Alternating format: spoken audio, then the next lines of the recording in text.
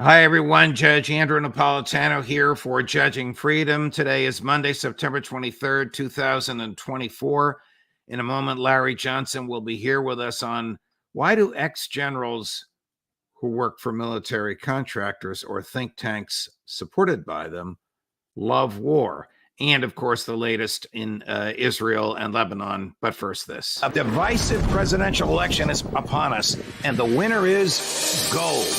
Let me tell you what I mean. Since 2016, our national debt has grown a staggering 70%, and gold has increased by 60%. Do you own gold? I do. I bought my gold in February 2023, and it has risen 33%.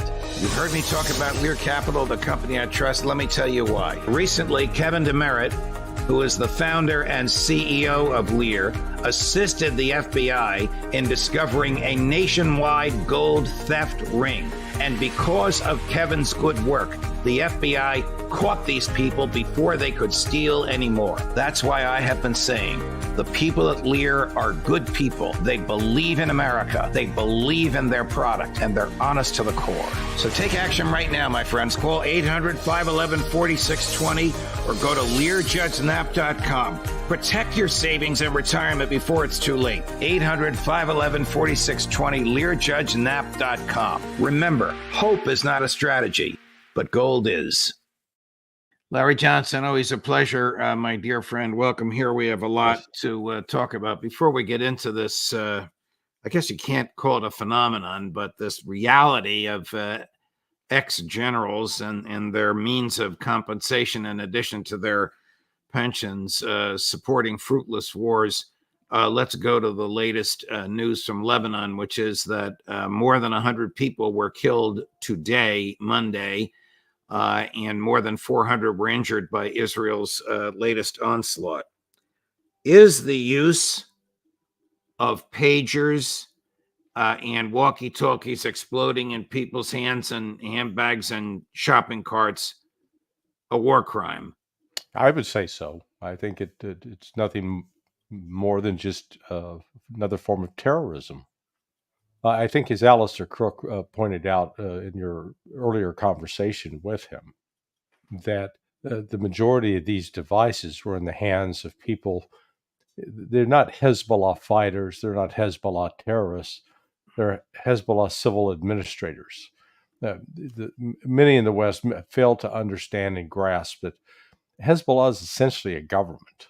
It's a government entity, provides social services beyond being a fighting organization as it started out. So the use of these pagers and such were hitting civilians. You know, it's one thing to booby trap a device that's going to be targeted only at military personnel. There is an international convention trying to regulate that. There's sort of certain circumstances in which that can be used. But that's not what this was. This was indiscriminate. There was no control over who would have it in their hands. And apparently the way it was set up was it would start ringing. And so what do you do when you get your phone ringing? Your phone's ringing, you go, oh, hey, hello. And boom, it blows up right there in your face. So a lot of people lost one or more eyes, suffered severe damage to their faces. Children had these. So what's sort of sickening in the West is the number of people, including Senator John Fetterman, is, oh, this is great. No, it's not great. And if Hezbollah turned around and did that same thing to us or to Israelis, we would be condemning it, and rightly so. So this sickening double standard that infects the West is on display with respect to the reaction to this attack. I heard Senator Fetterman really going out of his way to praise this on Meet the Press yesterday. I haven't heard anybody condemn it. I mean, can you imagine if Russia or China or Iran or North Korea did this? The American establishment would be full bore, time to retaliate. Not a peep from Lindsey Graham, not a peep from anybody about this yesterday. Right. No, and again, this is the double standard that is destroying U.S. credibility around the world. Uh, we, we claim that we were outraged by the attacks of Russia on Ukraine. This can't stand. All right, and we're going to spend almost $200 billion now to resist that. Well, Israel is attacking the sovereign state of the country of Lebanon, relentlessly bombing it, killing civilians in numbers that the Russians haven't killed civilians in that number in their military operation in Ukraine, and yet we enable it, we support it, we facilitate it. So the rest of the world stands. They see the hypocrisy. We're the ones who don't. Here's the UN High Commissioner for Human Rights. I inadvertently identified him earlier with Ray McGovern as the UN High Commissioner for War Crimes. I guess that's almost the same thing. Yeah. But here he is on Saturday condemning this, cut number 4. These attacks represent a new development in warfare, where communication tools become weapons, simultaneously exploding across marketplaces, on street corners, and in homes as daily life unfolds. Authorities have reportedly dismantled unexploded devices in universities, banks, and hospitals. This has unleashed widespread fear, panic, and horror among people in Lebanon, already suffering in an increasingly volatile situation since October 2023 and crumbling under a severe and long-standing economic crisis. This cannot be the new normal. Larry, this is what you just warned about. Devices, unexploded devices in universities, banks, and hospitals. Yeah. Those fortunate people who didn't respond to the beep on the device, I guess, surrendered them to authorities who reverse engineered them. And now it turns out this morning that the Israeli government, the Mossad, has owned this manufacturing company in Hungary for a number of years and totally controlled it. But it's a front. I mean, it looks like it's a regular Hungarian country. It has a license from the manufacturer in Taiwan. Taiwan shipped these things to the Mossad, unwittingly the Mossad, right, in Hungary, where they were opened up, filled with explosive device material and a detonator, reassembled, and then sold to Hezbollah. I don't know that this is of legal significance. Maybe it is to the UN. Aren't these WMDs? Aren't these weapons of mass destruction? No, they wouldn't qualify as a WMD because they're, each one is going to only be capable of killing or wounding one, maybe two people. But what it does signal is when you disguise a device or use a device that's intended for one purpose in order to deceive people and to harming themselves, then when you're using a pager, when you're using a walkie-talkie, a radio to communicate with, and it ends up exploding on you, you've now crossed the line, because this is again, the importance is to ensure that if you're targeting military, if that's what your goal is. But that's this was hitting civilians of different types, and we wouldn't put up with that. It's considered a war crime. So the fact that Israel compromised this intelligence capability, because they had this front company in place for years. Well, it's gone now. I mean, they've made it useless, and they've also now forced people to start looking at Israel in a different way. In the past, Israel has used an exploding telephone, but to target one individual. Right. You can argue the morality of that, but at least they were targeting one individual, so they knew that they were hitting someone that they believed was responsible for military operations. That didn't happen here. They got children, they got women, they got physicians. So this was, in my view, just a war crime and a terrorist act. I wonder if it has anything to do with Prime Minister Netanyahu's cancellation of his trip to the United Nations this week. Rumors, of course, are rampant that he's going to be indicted by the International Court of Criminal Justice. And if he is, he can be arrested. He can be served and arrested at the UN, which, of course, is not, even though it's in the middle of New York City, it's not the United States of America. That doesn't mean that the arresting authorities could get him out, but it would be a severe humiliation to him were that to occur there. And Yeah. I don't know. What is the reaction amongst the resistance for this, or is it too early to tell? I would imagine it's one of fury and bellicosity and determination for revenge. No, actually, I've been surprised that the Hezbollah reaction appears to be going after almost exclusively military targets. When you're looking at this barrage of rockets, so Israel's launching airstrikes, they are hitting civilian areas. They're not hitting the military targets because the military targets are buried deeply underground. They're impervious to this. Hezbollah, in turn, is not. They're not reacting emotionally. I think they're actually pretty clear-headed about this, which is remarkable, given what has happened. So they seem intent on. They're going to sit back. They're going to let Israel punch itself out, sort of like, the Muhammad Ali rope-a-dope strategy, where he let his opponent just, punch away until the opponent was exhausted.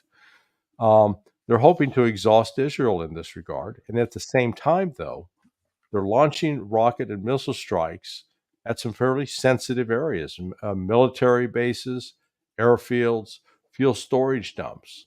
They're not going after just, neighborhood apartment complexes. There may be one or two strikes in that regard.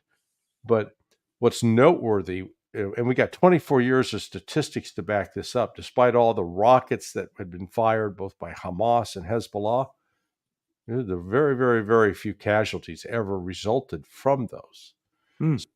The numbers, again, those aren't my numbers. Those are the Israeli government's numbers. So you would, if the rockets were really designed to go out and see how many civilians they could kill, that there would have been an enormous body count. But that hasn't been the case. Here's the Chinese ambassador to the UN. It's the first time I've heard China weigh in on Israeli war crimes. Cut number 7. Launching indiscriminate attacks remotely using communication tools, causing mass civilian casualties, and creating widespread societal panic are acts no one has ever heard of in history. Such behavior is undoubtedly a serious violation of a nation's sovereignty and security, a blatant breach of international law, especially international humanitarian law, and a complete neglect and trampling of human life. I don't know where this is going to go, because Israel, of course, believes it's a law unto itself. I would imagine Prime Minister Netanyahu would be addressing an empty General Assembly chamber, except for the British and the Americans, on Friday if he shows up. This is one of the clear, concrete accomplishments of Israel in terms of its reaction to the Hamas operation that was launched a year ago on October 7th. They've managed to alienate most of the world, and particularly become pariahs with respect to countries like China, Russia, Turkey. And, there was 2 years ago at least, there was some foundation at least still for a relationship between Russia and China, Russia and Israel, China and Israel. Even Turkey was not incensed. That's changed now. And, Israel can't go it alone. They do not have the economic foundation to operate and sustain themselves independently. They're not Russia. Russia can go it alone. Russia doesn't need any other country in the world to stay intact. Israel does. Israel's utterly dependent on the United States. And to the extent that the United States continues to sort of enable this conduct, and at the same time be associated with these Israeli atrocities. The rest, it's creating a real division with the rest of the world.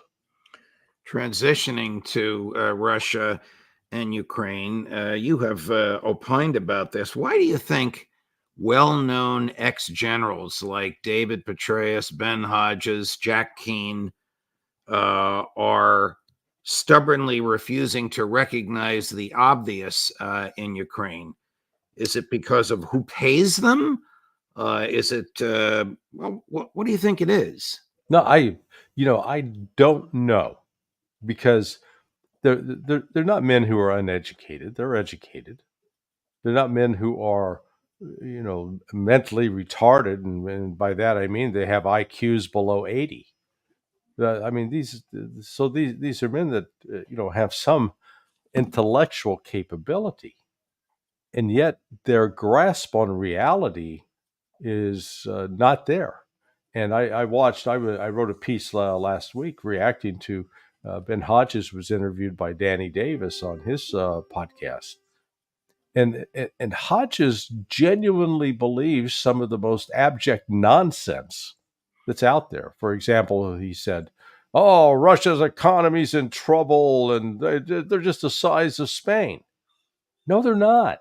No, they're not. The International Monetary Fund and others have now identified that Russia's economy is in the top 5 in the world in terms of measured by gross domestic product, purchasing power parity. That's a far cry from being Spain, who's not even, I don't even think they're in the top 10 of those countries. The failure to recognize that a country like Russia, which is rich, overflowing with gas, oil, uranium, other precious metals, and rare earth minerals, and has an intact industrial base. To not take that seriously is one thing. The other thing Hodges did, which I found shocking, because Danny was trying to press him on, why'd you guys let Ukraine run that counteroffensive? And on the one hand, Davis would say, Hodges would say, we would never send U.S. forces into an offensive without air power. Okay. And you knew Ukraine didn't have air power, so what the hell were you thinking? And he comes in and he does the tap dance like Bill Robinson from Bojangles, He's just tap right, tap left. So it's appalling, and it's not just him. Petraeus says these things. Keane says these things, and what their refusal to acknowledge what's taking place on the ground right now is going to lead to one of these moments where people wake up and go, what in the world's going on? You told us we were winning, we just lost. Be like those investors that put all their money with a Wall Street fraudster, and then one morning wake up and find out all the money's gone. They thought they were making 20% a year. Here's the most delusional of all. This is former Ukrainian president, still claiming to be President Zelensky, in flight to the United States, not to New York, but to Pennsylvania, cut number 2. We are starting a visit to the United States. We are now flying to Pennsylvania, a special visit, then New York, Washington. It is this fall that will decide what will happen next in this war. Together with our partners, we can strengthen our positions as necessary for our victory, our common victory, for a truly just peace. Ukraine will present the victory plan in the United States, and the President of the United States will be the first to see it in full. Of course, I will present the victory plan to all leaders of our partners' countries who, like President Biden, are leaders of the world and can become leaders of peace by helping us with the victory plan. The visit to Pennsylvania, not far from where I am now, is to a military industrial complex in Scranton, Joe Biden's hometown, where some sort of munitions are manufactured. Larry, what the hell is he talking about presenting a victory plan to the United States? What could it be? Well, the factory he went to visit makes the 155 millimeter shell for the M777 howitzer. And as far as his victory plan, I keep coming back to the Grateful Dead, riding that train high on cocaine. He's out of touch with reality. Well, what is transpiring on the ground over the last 3 or 4 days is Russia is accelerating its capture of territory, its capture of towns and villages, that the Ukrainian military is in a very desperate situation. They're surrounded and trapped in Kursk now. They can't get out.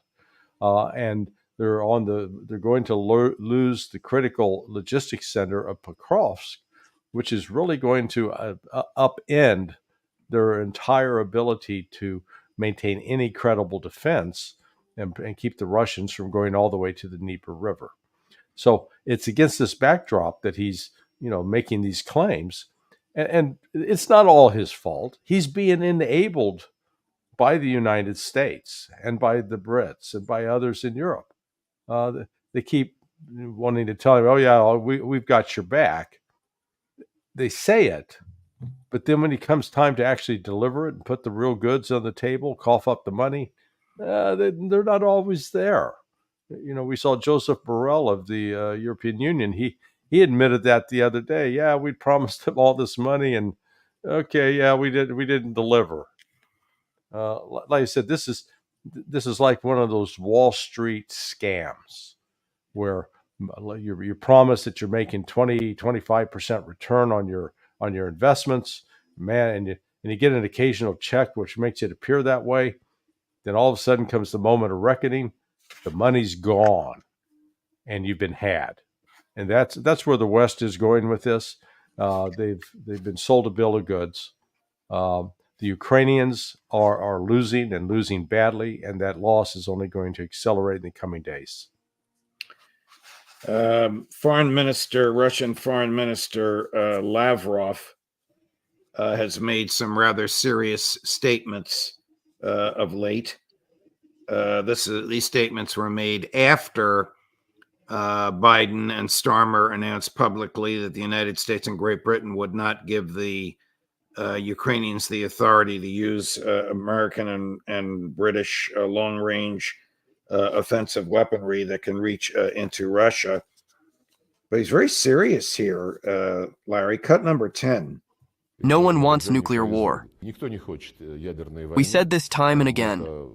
Let me assure you that we have weapons which, if used, will cause grave consequences for the masters of the Ukrainian regime. These weapons are available and on full alert status.